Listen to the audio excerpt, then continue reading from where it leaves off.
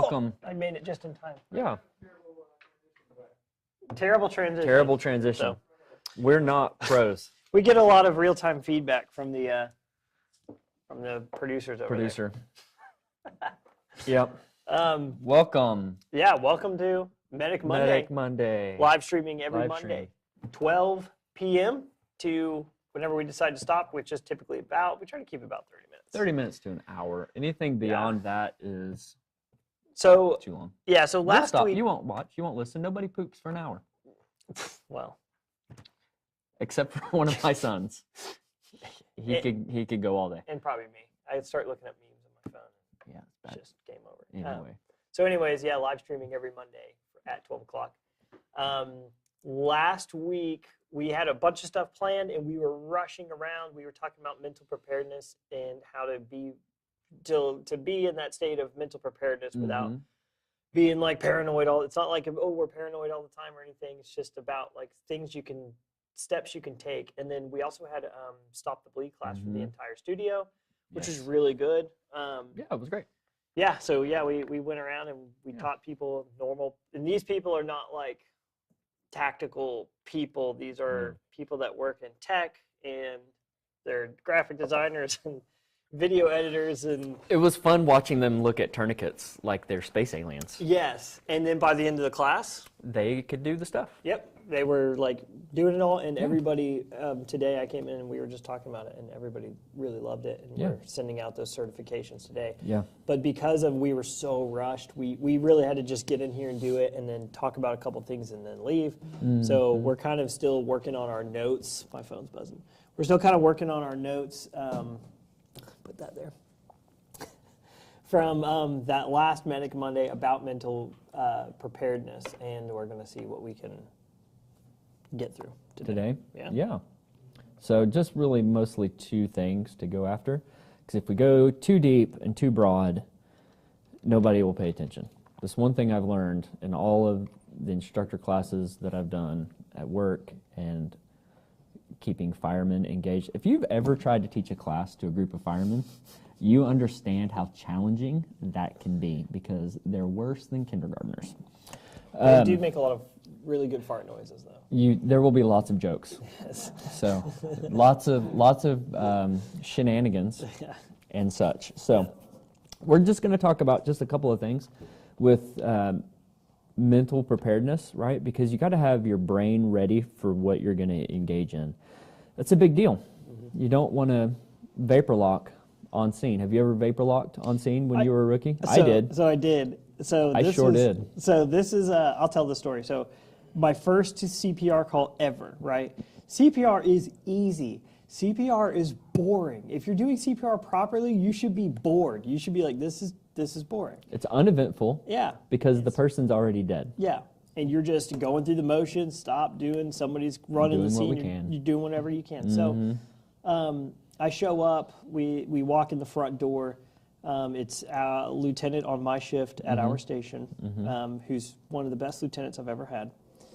I walk in first. He's kind of got like a gimpy leg, so he might be called hop along. So it takes him a little while to get to the front door. I'm like bright-eyed, bushy-tailed rookie, so I've got every bag on me, and I'm like sprinting up the hill, basically busting the front door. Yeah, like ready to go. And I look around and nobody's around me, and I realize I'm in the living room by myself, and all the family members are like, "Do something!" And there's somebody laying on the ground. My mind went blank. I've done CPR, I'm certified. Whatever, we do all the classes. I've passed my national registry, EMT, MTA. I get there, and it was just the combination of everything. So I'm looking at him, and I'm like, hey, you can't just stand there. You have to do something. So I'm pulling out the oxygen tank. I'm like, just not doing anything. And then all of a sudden, and everybody's freaking out, and the lady's screaming at me, and I feel a hand on my shoulder. And it's my lieutenant. He's like, if you knew him, you would. He talks real calmly. He goes, hey, Scout, why don't you check for a pulse? And I was like, right when he said that, everybody in the room stopped. Everything was like quiet. And I was like, oh yeah, boom, no pulse. And then that kick-started it. Start compressions. I just started compressions. Boom, and it was like that one thing. But yeah, so locked up. Yep. I had one. Can I tell? I'm going to tell a story. Yeah, This is the most embarrassing story I have on myself at work. Because it's brand new, and we had an auto accident, possible entrapment. Car had gone up a hill, was kind of up in a tree. There was one person laying 20 feet behind it in the yard, and this other girl just sitting next to her rear tire. And I walked up to her, and she looked at me, and I go, "How did you get out of the car?" And she said, "I don't know." And I look at her feet, and both her feet, in case you didn't know, your feet when you sit down are supposed to be like up, right? Toes up. Hers were completely sideways without trying, which means broken leg. Yeah. Yep, femur fractures. She had bilateral femur fractures. Ooh. And she had climbed out of the car somehow. The doors were all shut, no broken windows, nothing. And it was like, how did you get here? I don't know. So we start doing stuff. We're going to put her on a board, and like we checked her legs. They were sure enough broken. So we're going to put her on a board, and had all my turnout gear on. It was July in the summer in the south, which means it was still 97 degrees at 10 o'clock at night. Soup-like humidity. And we're doing something, and I ended up vagling out on the hill. Yeah. Passed out, went straight backwards down the hill. No way. Oh, yeah. Slid down the hill. I woke up like this. And they're like, "What are you doing?" I don't know. So, stress will get you. Wow. Every time. So you actually passed out. I never heard that story. Because we were getting ready to move her, and I was like, "Oh my gosh, her legs are broken. I'm going to mess her legs up."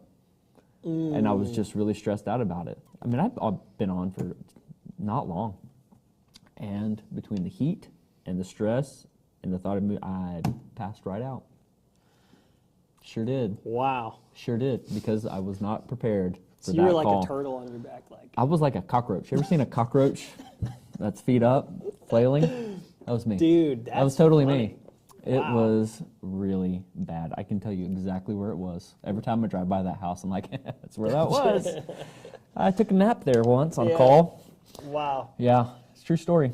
I can honestly say I've never passed out. Yeah, it was weird.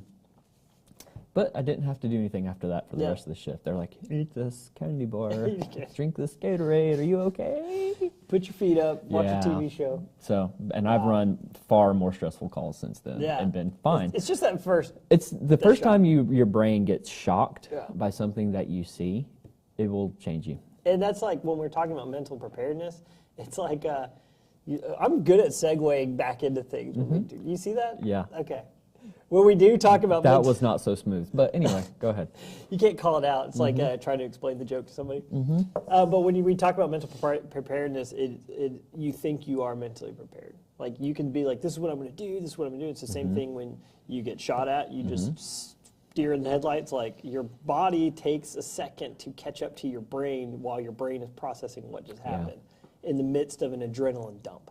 Yep. And so when we're talking about mental preparedness, it's you might freeze up or whatever, but it's like, can you build that muscle memory and can you mentally prepare yourself enough to spring back into action and be able to operate? Yeah. There's a lot of things that happen to your body when you're stressed out. That's why being mentally prepared and mentally aware of what's going on is so very important. And I'm going to talk about some stuff that's very common knowledge, but want to review them because hopefully there's somebody watching this that is unfamiliar and doesn't know.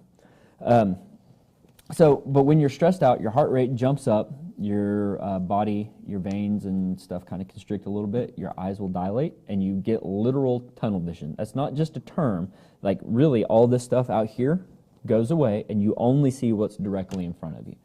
And that is a normal response, and one way that you can prepare yourself to overcome that is by exercising strenuously and mixing in a difficult task. So one thing I like to do with my rookies is we'll do PT, we'll do stuff in gear, and somewhere in there I will stop them and I will ask them questions about territory. How do you get to this street? How do you get to that street? How do you treat this condition? Signs and symptoms of a hypoglycemic emergency, go. Yeah. How do you fix it? Fix it now. And I'll ask them questions like that because they're in this stressed out, strained physical condition, but then they have to engage their brain. Yeah, we did knots. So you'd be doing something like crazy, that you would come out like a a restrictive passage or something like that, like something confined space where your brain is like a little rattled from being confined in gear, and then somebody throws your rope tie line, you're like, oh, you know, you got to like do it. But yeah, same principle. So same kind of thing. And so what you can do if you're not a medical professional, if you're not a first responder, you're not military, anything like that where you don't get exposed to these kinds of situations, what you can do is exercise and then practice applying a tourniquet when you're hot and sweaty and tired and can't think, and do it for time, right? Under 20 seconds is what you need to have a tourniquet on in at a max. So that's from pulling it from wherever. Like, people will do this with firearms and with training. They'll do a bunch of burpees and pull some heavy stuff, and then they'll shoot to work on their shooting under stress. Well, do your tourniquet skills under stress too. Do it to somebody else. Anyway, all that, coming back to mental preparedness. So you want to have your brain engaged before you ever set foot out the door. Situational preparedness starts days in advance, especially if you're taking a trip or you're going to some major event like a concert, any kind of parade, protest, whatever you're going to go. Target hazard. Be a part of whatever these big events are. Start planning for things in advance. You don't want to show up at that event and be surprised. You want to be able to respond to a situation. You don't want to react. I have a bad habit of reacting to things, so I have to be very proactive to be responsive when things pop up. So there is this color code system that has been around for a long time. It's called the Cooper color code system. Have you heard this? You're familiar, right? So this has been around since, I think, the 1950s or 60s. I believe it was developed by a Marine general, James Cooper. I don't his know. name? Yeah, I don't know so, much but about it, he determined it, and it's different levels of awareness to the things that are going on around you. So there's white, yellow, orange, red, and black. White is the most basic level of awareness, and that means you're there and you're breathing and you're not paying attention at all. That is the most common form of awareness that anybody has. They go to the store, they just take everything for granted. I'm going to walk from my car, I'm going to check my text messages and all my social media while I walk through this Walmart parking lot where people get robbed and run over by cars, right? They're not paying attention to what's going on around them. Next step up from that is yellow, which is really where you kind of want to live your day-to-day life. For the most part, is you're observing things that are going on around you. You're aware of exits. You're aware of sketchy people that walk into the room. You know where your kids are. You know where your spouse is. You know where your friends are. You know what's going on around you, and you're aware, but you're not stressed out. You're able to relax and just be cool, right? That's, if you're watching this video, this is where you need to live your life, is in the yellow. When we go to work and we get on a fire truck, we hover right on the edge of the next one, which is orange, which means you have identified a threat or focus or target or hazard or situation that's around you, and you're ready to act. So we go into orange when we're en route to a call. But even before that, sitting around the station, waiting, I play a lot of mind games. Okay, well, if we get this kind of a wreck, because I'm working a territory with the major interstate through and a lot of surface streets and speeding and crime, and there's just always something crazy going on. So playing the mind games, right?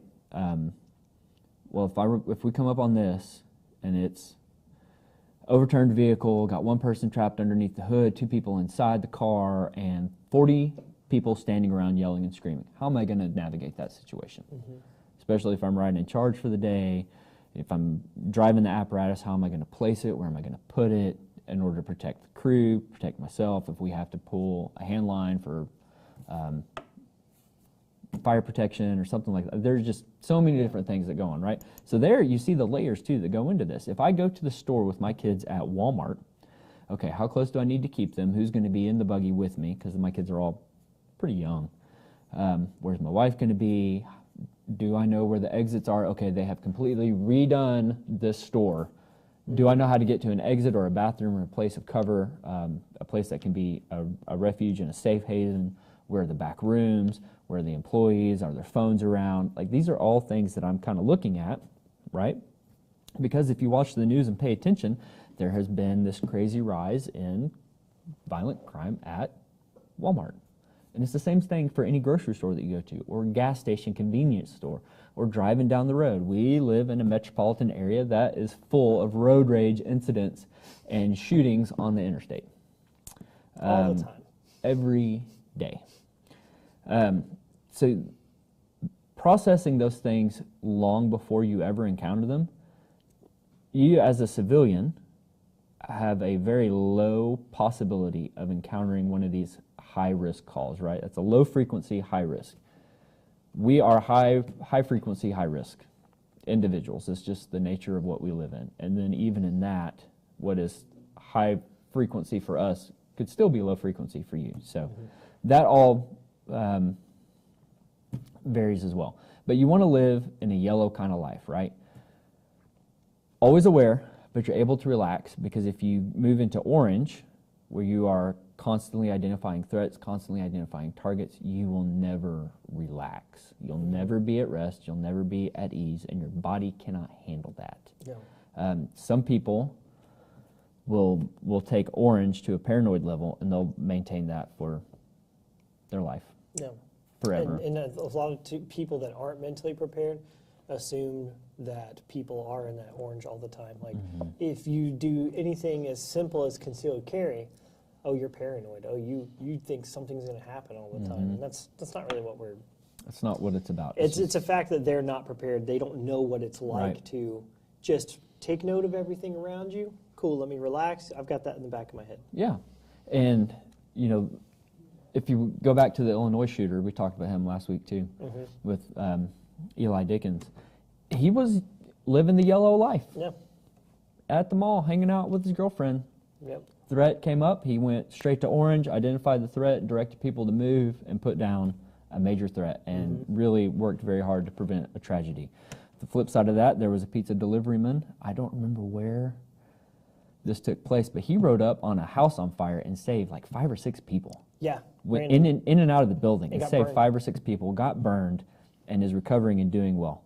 Yeah. Both of these men are heroes. If you go in and you save somebody in a burning building and you are burned and you decide to go back in, that takes a level of, I don't know what to call it, courage. Yeah, selfless courage. Yeah, to have your flesh cooking and still decide to go back in to get other people, that's next level. Yeah. And that's saying a lot, because that's our job. Yeah. That's what I do for a living, is I go in buildings that are on fire. Yeah.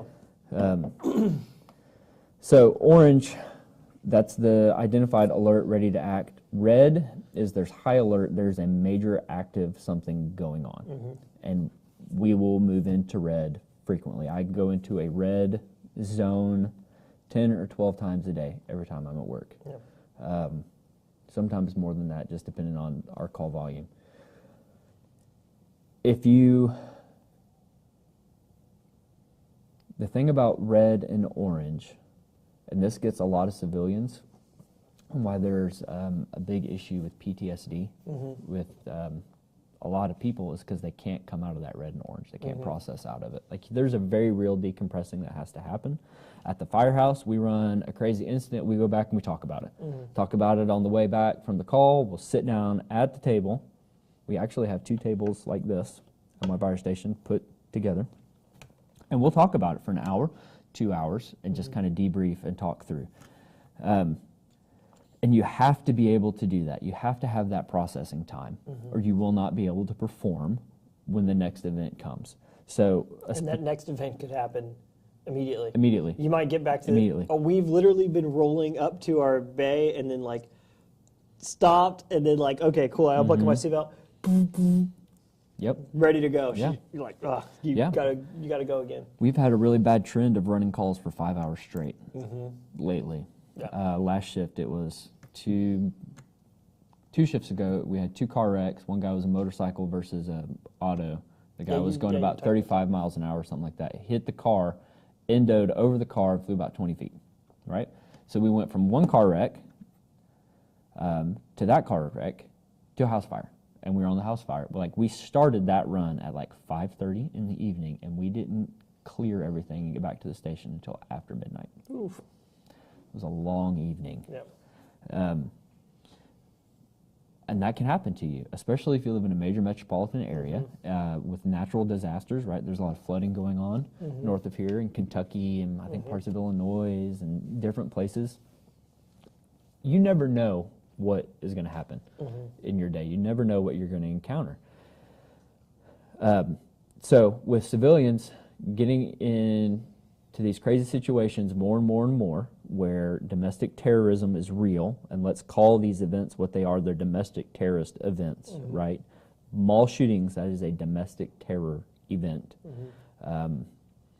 You have to be able to process your way down and out of that, or it will mess up your entire life. And then the next color after red is black, and this is the vapor lock. This is the complete breakdown in mental, physical ability. You can't do anything, or you're dead. Don't go black. You don't ever want to be black. Yeah. And if you are not able to process your way out of an orange or red scenario, you'll end up in situation black, locked up in your house, living on pills and Skittles. And it's just not good. So go talk to somebody. Skittles are basically pills, like sugar pills. Anyways. They are, but they actually have the genetic poison in them now. They're being banned in Europe. What? Yeah. FYI. Dude, John eats so much Skittles. Yeah. They alter your genetic code, bro. Might be. That might be why we have such a rise in dementia and Alzheimer's it's been Skittles in the whole American time. society. Taste It's been the that candy. Anyway, so those are your color codes. So then it's a matter of, well, how do you process through those situations? And that is a processing system called the OODA loop, developed in 1961 by Lieutenant Colonel John Boyd, who was an Air Force pilot. And he was one of the most prolific and successful fighter pilots in the Air Force and the U.S. Navy. The man was brilliant. He took a squadron of untrained trained firefighters, transformed them by understanding mental processing, and made them the best performing fighter pilot squadron at the time. It was like in the 1950s, I think. Wow. So he developed a system of processing called the OODA loop. And it is a never-ending cycle. It goes on and on and on and on and on. You can look up pictures and you'll see endless OODA, like Fruit Loops, but it's an endless OODA loop logo. It's pretty funny. So that means observe, orient, decide, act. You observe a situation, you orient towards it, you decide what you're going to do, and then you act. So within that, there's a couple different things to think about, which is your reaction time and your reflex time. I've mentioned those before. Reaction time is from the moment something happens till you decide you need to act. That's your action time. Reflex time is action to action. So you pull back like you're going to hit me. My reaction time is, oh no, he's about to hit me. I better protect myself. Reflex time is all the way up. I'm all the way ready. I'm ready. I have moved and I've done something. It's kind of like counting a contraction in pregnancy from beginning to beginning. It's beginning of action to beginning of action. Reaction time is, oh, David's going to hit me. That's the reaction time. Reflex time is, I better put my hands up and block it. Okay, so that's one way to think about it. Some people will kind of blur the two and make them a little bit more synonymous, but really what you want to do is when you're out on your day, you can practice this and becoming more intentional just driving your car. Observing other cars, you can break down your reaction to other driver events while you're driving. I'm driving my car. That car is braking. I've observed, I'm oriented towards the car in front of me that's braking. I've decided I need to hit my brakes, and I hit my brakes, and I act. Well, what's my next action? Well, I have to reorient, reobserve, redecide, and react. And it goes on and on and on and on and on. One thing that helps a lot with improving the speed and efficiency of your OODA loop is with training. What are you capable of doing? What is your equipment capable of doing? What is your possible enemy capable of doing? And what is their equipment capable of? That's what made Lieutenant Colonel Boyd so effective, was he understood the enemy's capabilities. So he broke down the capabilities of all the other fighter pilots and fighter planes, actually, and what that plane could do, and then he figured out what he could do to counter that in his fighter jet. So they would go to do something, he's like, oh, I'm going to do this. So he knew off the rip what to do. What makes you effective in CPR now is you know what to do. You encounter a problem, you know how to fix it. And that's what building your OODA loop is about. It's building your resiliency to different situations, right? So you need the color code system understanding to be able to function through life and move. But as soon as that threat comes and as soon as this crazy situation happens, you need to know how to respond and to act. And then to act again, because life is not fixed with one simple action. Yeah. It's a series of actions built upon one another. And you want to build the most stable action sequence that is effective and efficient and doesn't take a lot of time. Yeah. You want to do this as quickly, efficiently, and effectively as possible. And that's why we push classes like Stop the Bleed so much, because that's step one. And that's one thing I said in the class. This isn't your end all be all. Hey, I have Stop the Bleed. I'm good. This is like base level, YouTube level knowledge that you are getting. And if you didn't have Stop the Bleed and you saw a major trauma, somebody's arm cut off or something, and you didn't have that, you're going to freeze up and panic because you don't have the training. But somebody who's maybe taken the class and has a tourniquet on them, even as simple something as simple as staging your equipment is mentally preparing you. Like, you're just be driving down the car and you have your med kit, and you may just look over and be like, oh yeah, my med kit's there. Yep. I've got the tourniquet in there. I've got whatever. And you see something like that. That person that even took the class, even if it was a while ago, is at least going to be a little bit more prepared than somebody who's got absolutely nothing. Yeah, you know? And that allows you to scale your systems of preparedness in advance too, right? So I carry different medical stuff with me depending on where I'm going, what I'm going to be doing, and who's going to be with me. If I'm going backpacking by myself, I carry a very basic first aid kit.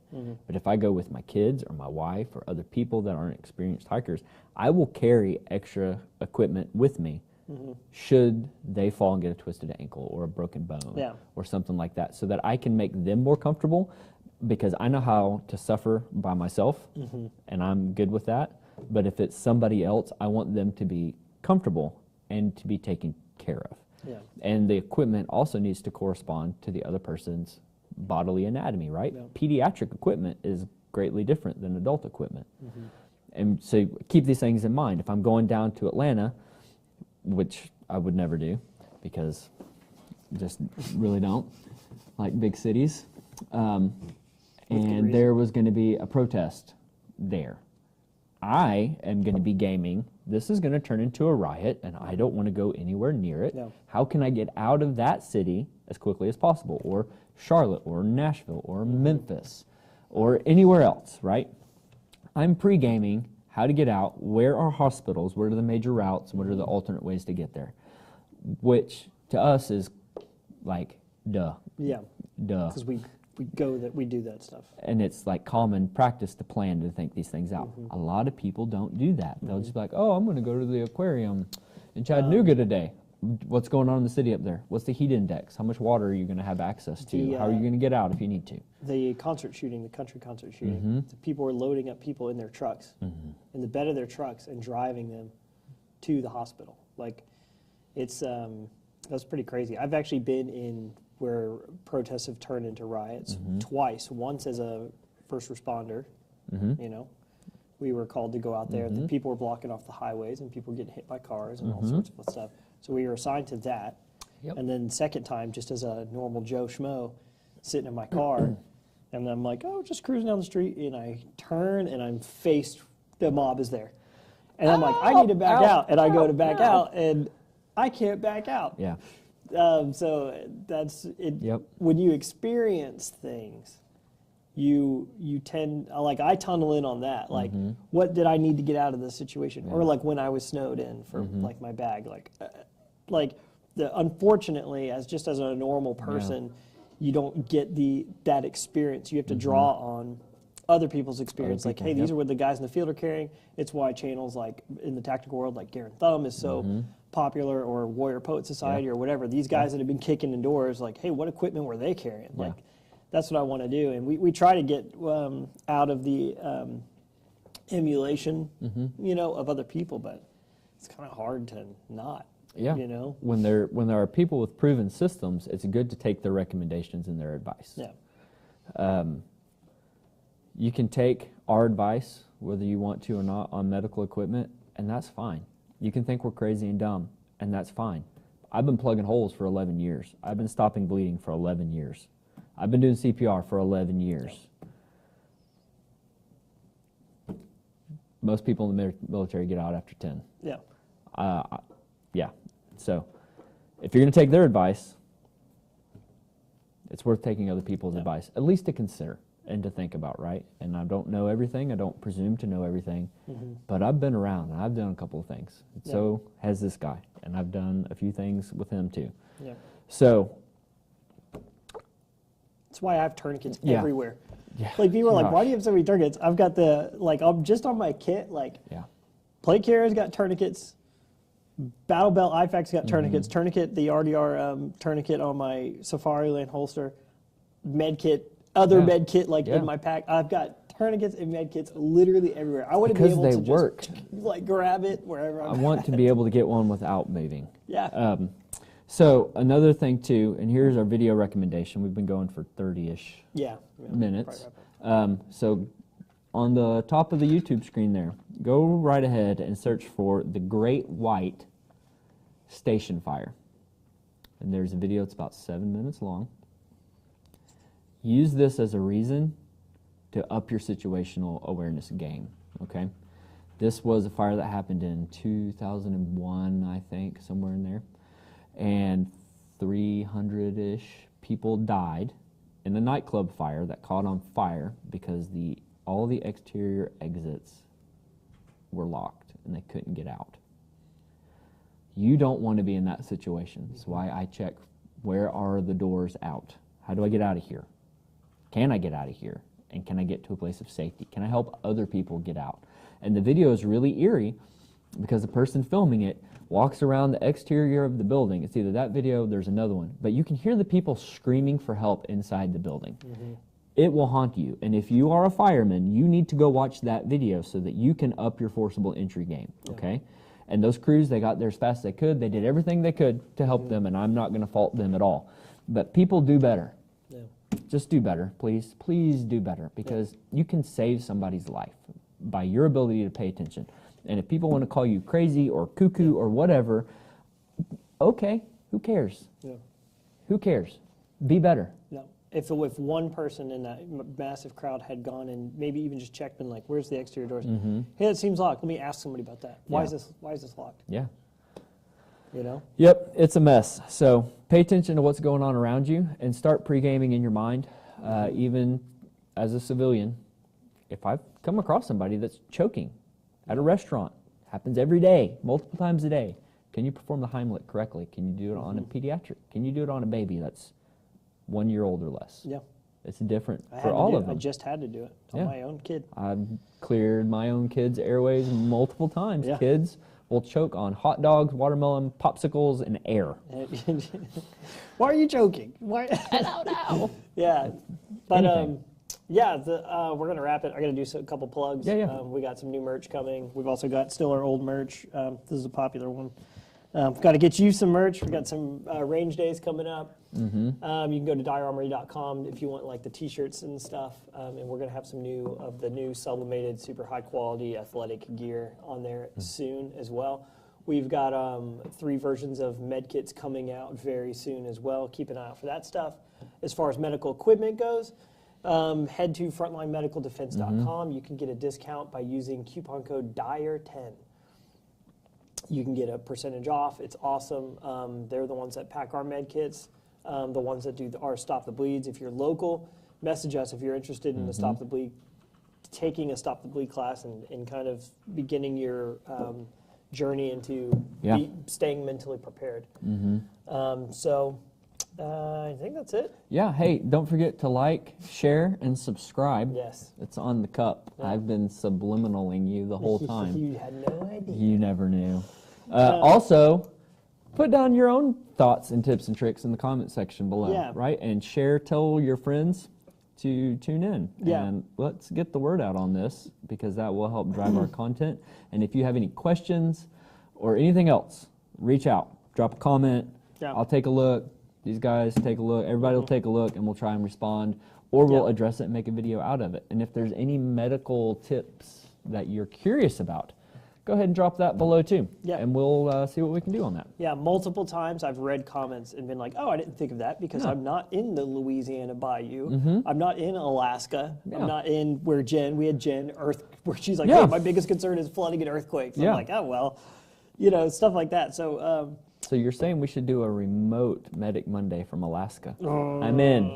Okay, let's do it. I'm in. Let's go. No, but we'll, yeah, so we're actually going to have Jen back on to go through their whole bag. But yeah, drop a comment because it helps all of us out. It generates discussion and it gives us like, you know, we're secluded, we're all secluded in our little remote environments. It kind of gives you perspective. And, and if you are in a unique environment, drop a comment. I would really like to hear it. Yeah, so. absolutely.